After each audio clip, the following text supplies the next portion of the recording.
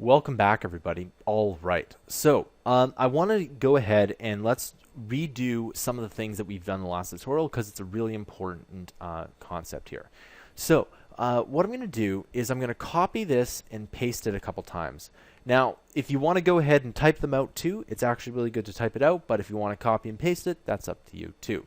Now, what we'll do is instead of my cool function, we're just going to call this function 1, and we'll also call this function 2, and I'm going to spell them out here.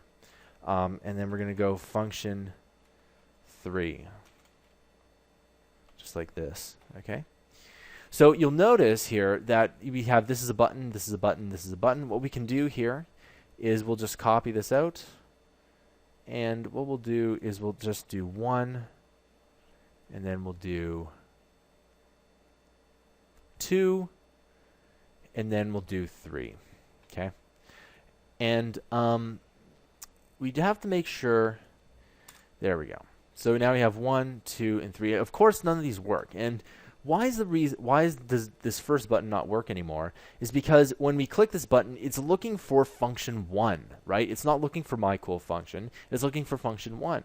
In fact, if we changed any of these to my cool function, it would actually work. So if we change this to function 1, guess what?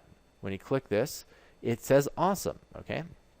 Now, I'm going to go ahead and I'm going to copy this a couple times, just like this, and we'll call this function 2, and we'll call this function 3. Okay. And so if we click any of these here, we know that they say awesome, and then you can see that it's a prevent this dialog from coming up. That's a safety feature. If you've ever gone to any kind of site and it gives you a pop-up, at least that was exploited 10, 15 years ago, and the reason is there's now something in there. So let's go ahead and let's go. We're just going to type in 1, 2, and 3. Okay, and there we go. So button 1 we'll call function 1, which will in turn pop up 1. Button 2 we'll call function 2, and will pop up 2. And button 3 we'll call function 3 and pop up 3.